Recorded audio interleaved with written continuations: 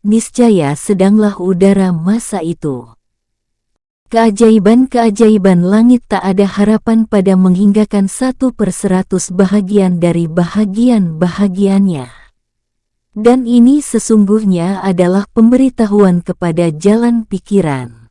Dan yakinlah secara kesimpulan, bahwa tiada dari satu bintang pun dari bintang-bintang itu, melainkan bagi Allah Ta'ala mempunyai banyak hikmah pada ciptaannya.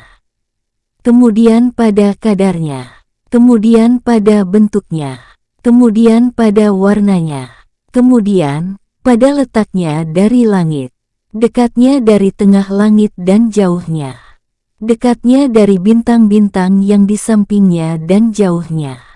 Dan bandingkanlah atas yang demikian, akan yang telah kami sebutkan dari anggota-anggota badan engkau. Karena tiada dari satu bahagian pun, melainkan padanya itu hikmah. Bahkan banyak hikmah. Dan urusan langit itu maha besar. Bahkan tiada bandingan bagi alam bumi atas alam langit. Tidak pada besar tubuh dan tidak pada banyak makna-maknanya. Bandingkanlah akan berlebih kurangnya yang terdapat di antara keduanya itu, pada banyaknya makna dari berlebih kurang pada besarnya bumi. Maka engkau mengetahui dari besarnya bumi dan luas tepi-tepinya, bahwa tidak sangguplah anak Adam manusia untuk mengetahuinya dan berkeliling pada tepi-tepinya. Telah sepakatlah para pemerhati, bahwa matahari itu seperti bumi dengan 160 kali lebih. Dan pada hadis-hadis ada yang menunjukkan atas kebesarannya. Kemudian, bintang-bintang yang Anda lihat itu, yang terkecil daripadanya adalah seperti bumi dengan 8 kali. Dan yang terbesar daripadanya sampai kepada mendekati 120 kali dari bumi. Dengan ini, Anda mengetahui ketinggiannya dan kejauhannya. Karena lantaran jauh itu menjadi terlihat kecil. Dan karena itulah, diisyaratkan oleh Allah Ta'ala kepada jauhnya. Allah Ta'ala berfirman, ditinggikannya dan diaturnya dengan sebaik-baiknya. S79 An-Nazi'at ayat 28. Pada hadis-hadis, tersebut bahwa di antara setiap langit kepada yang lain itu perjalanan 500 tahun. Maka apabila adalah kadar satu bintang itu seperti bumi dengan berlipat ganda kalinya, maka perhatikanlah kepada banyaknya bintang-bintang. Kemudian, perhatikanlah kepada langit, yang bintang-bintang itu dipusatkan padanya dan kepada besarnya. Kemudian, perhatikanlah kepada cepat geraknya dan engkau tidak merasakan dengan geraknya itu, lebih-lebih daripada mengetahui kecepatannya. Akan tetapi, engkau tidak ragu, bahwa dia itu dalam sekejap mata berjalan kadar lintangnya sebuah bintang. Karena masa dari terbitnya permulaan bahagian dari bintang, sampai kepada sempurnanya itu adalah sedikit. Dan bintang itu adalah seperti bumi dengan 100 kali lebih. Maka telah beredarlah falaknya pada sekejap mata ini seperti bumi dengan 100 kali.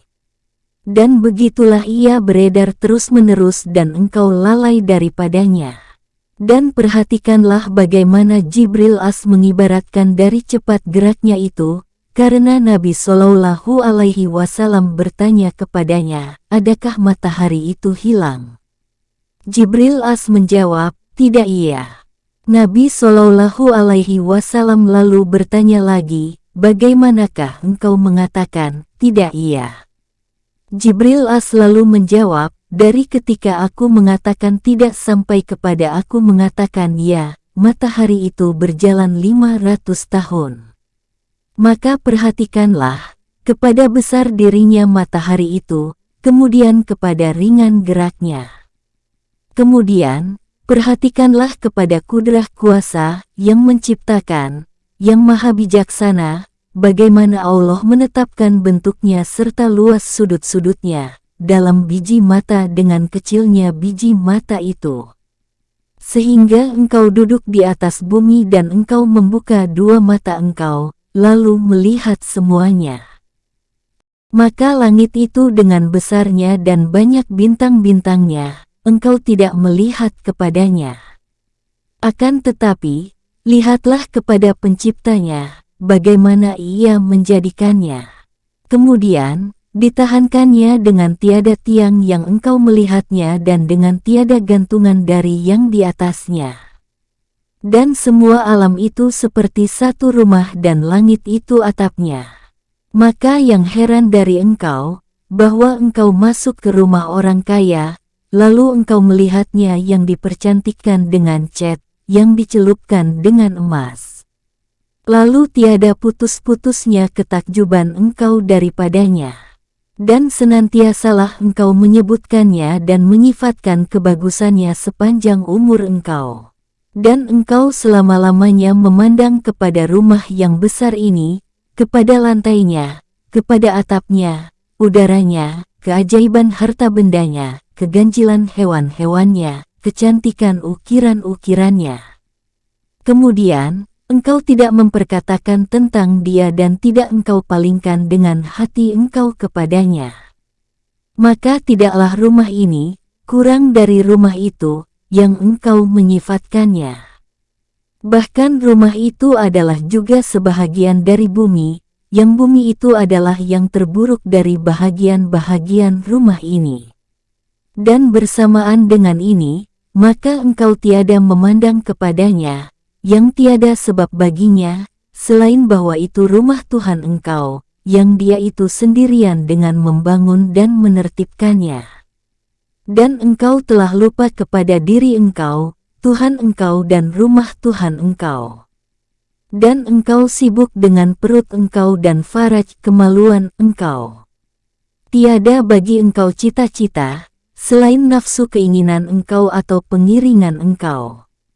Dan tujuan nafsu keinginan engkau, ialah untuk memenuhkan perut engkau. Dan engkau tidak mampu untuk memakan 1/10 dari yang dimakan oleh binatang ternak. Maka adalah binatang ternak itu di atas engkau dengan 10 tingkat.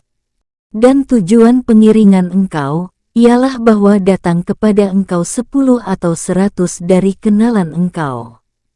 Lalu mereka itu berbuat munafik dengan lidahnya di hadapan engkau.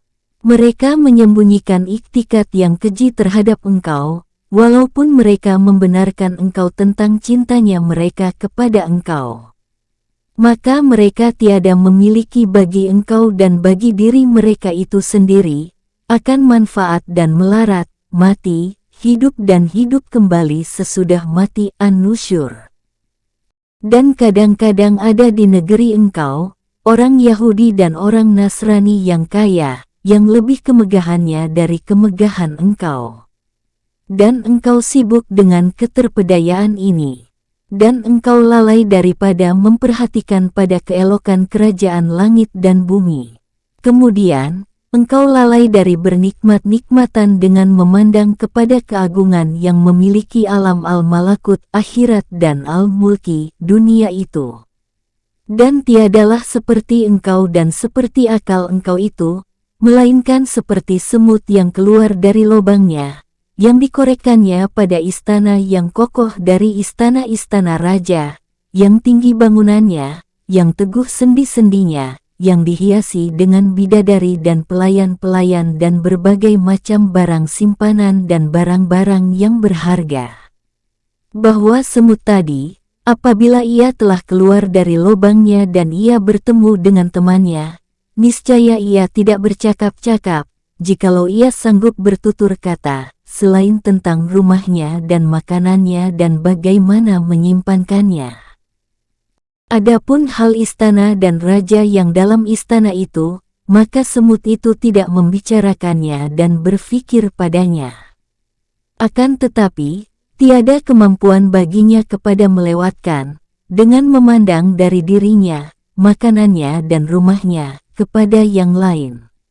Dan sebagaimana semut itu lalai dari istana, lantainya, atapnya, dinding-dinding temboknya dan bangunannya yang lain dan ia lupa pula dari penghuni-penghuninya, maka engkau juga lalai dari rumah Allah Ta'ala dan dari malaikat-malaikatnya, yang mereka itu adalah penghuni-penghuni langitnya.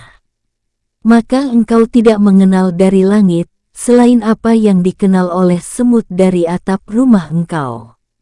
Dan engkau tidak mengenal dari malaikat-malaikat langit, selain apa yang dikenal oleh semut dari engkau dan dari penghuni-penghuni rumah engkau. Ya, tiada bagi semut itu jalan, kepada ia mengenal engkau dan mengenal akan keajaiban-keajaiban istana engkau dan kebagusan ciptaan yang menciptakannya.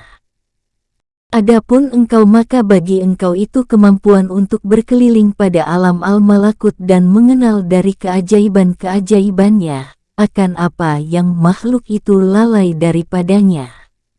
Dan marilah kami genggamkan tali pembicaraan dari hal ini. Maka sesungguhnya itu adalah jalan yang tiada berkesudahan. Dan jikalau kita menyelidiki dengan menggunakan umur panjang, niscaya kita tidak mampu untuk menguraikan yang dikurniakan oleh Allah Ta'ala kepada kita dengan berilmu mengenal Allah Ta'ala kepada Allah.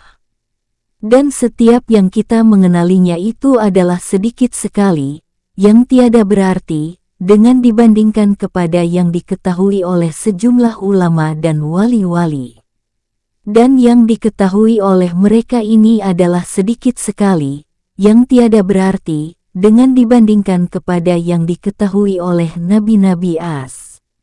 Dan jumlah yang diketahui oleh nabi-nabi as itu adalah sedikit, dibandingkan kepada yang diketahui oleh Muhammad Nabi kita.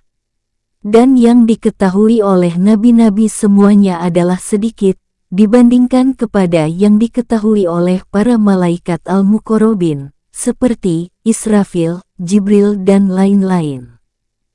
Kemudian, semua ilmu malaikat, jin dan insan, apabila dibandingkan kepada ilmu Allah SWT, niscaya tidak berhaklah untuk dinamakan ilmu. Akan tetapi, adalah lebih mendekati untuk dinamakan dengan kedahsyatan, keheranan, kesingkatan dan kelemahan. Maka Maha Sucilah Allah yang memperkenalkan kepada hamba-hambanya akan apa yang dikenalnya. Kemudian ia menunjukkan kata-kata kepada semua mereka, maka berfirman, dan tidak diberikan kepada kamu pengetahuan, kecuali sedikit. S17 Al-Isra, ayat 85. Maka inilah penjelasan ikatan-ikatan kesimpulan yang beredar padanya, pikiran orang-orang yang bertafakur memikirkan tentang ciptaan Allah Ta'ala. Dan tidak ada padanya pikiran tentang zat Allah Ta'ala. Akan tetapi, sudah pasti diambil faedah dari pikiran tentang makhluk, untuk mengenal halik Tuhan, kebesarannya, keagungannya dan kekuasaannya. Dan setiap kali engkau membanyakkan mengenal akan keajaiban ciptaan Allah Ta'ala, niscaya adalah ilmu mengenal Allah Ta'ala engkau dengan keagungan dan kebesarannya itu lebih sempurna. Dan ini, sebagaimana engkau membesarkan seorang yang berilmu, disebabkan engkau mengenal akan ilmunya, maka senantiasalah engkau melihat kepada keganjilan, akan keganjilan dari karangannya atau syairnya. Lalu bertambahlah ilmu mengenal Allah Ta'ala dengan yang demikian itu, dan menambahkan dengan kebagusannya baginya akan pemuliaan, pengagungan dan penghormatan.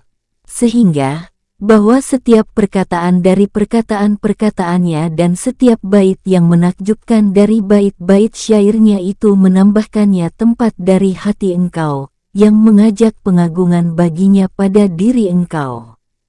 Maka begitulah hendaknya, engkau memperhatikan tentang ciptaan Allah Ta'ala, karangan dan susunannya. Dan setiap yang pada wujud ini adalah dari ciptaan Allah dan karangannya. Memandang dan berpikir padanya tiada akan berkesudahan untuk selama-lamanya. Hanya bagi setiap hamba dari memandang dan berpikir itu adalah dengan kadar yang dianugerahkan. Maka marilah kita singkatkan atas yang telah kami sebutkan dahulu.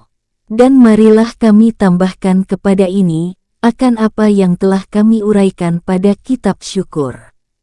Maka kami sesungguhnya telah memperhatikan pada kitab itu, tentang perbuatan Allah Ta'ala, dari segi bahwa itu adalah perbuatan kebaikan, ihsan kepada kita dan curahan nikmat kepada kita. Dan pada kitab ini, kami memandang padanya, dari segi bahwa itu adalah perbuatan Allah saja. Dan setiap yang kami pandang padanya, maka bahwa tabiat memandang padanya. Dan adalah pandangannya itu sebab kesesatan dan kesengsaraannya. Dan orang yang memperoleh taufik itu memandang padanya, lalu adalah dia itu sebab bagi petunjuk dan kebahagiaannya.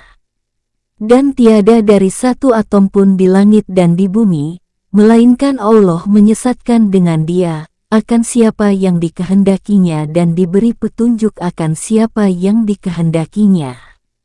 Maka barang siapa memperhatikan pada semua persoalan ini, dari segi bahwa itu perbuatan Allah Ta'ala dan ciptaannya, niscaya ia mengambil faedah daripadanya, akan ilmu mengenal Allah Ta'ala dengan keagungan dan kebesaran Allah Ta'ala. Dan ia memperoleh petunjuk dengan yang demikian itu. Dan siapa yang memperhatikan padanya, yang menyingkatkan bagi pemandangan kepadanya, dari segi sebahagiannya mendatangkan kesan pada sebahagian yang lain, tidak dari segi ikatannya dengan yang menyebabkan sebab-sebab, maka sesungguhnya ia telah celaka dan memperoleh kehinaan. Maka kita berlindung dengan Allah Ta'ala dari kesesatan. Dan kita memohon padanya, bahwa ia menjauhkan kita akan tergelincirnya tapak kaki orang-orang yang bodoh, dengan nikmatnya, kemurahannya, kurnianya, kebaikannya, dan rahmatnya. Telah tamat kitab ke-9 dari Rubu yang melepaskan. Dan segala pujian bagi Allah yang Maha Esa. Selawat dan salamnya kepada Muhammad dan keluarganya. Akan diiringi kitab ke-9 ini, oleh kitab mengingati mati dan yang sesudahnya. Dan dengan yang demikian, sempurnalah semua dewan, dengan pujian kepada Allah Ta'ala dan kemurahannya. Semoga bermanfaat. Jakarta, tanggal 9 Februari tahun 2023.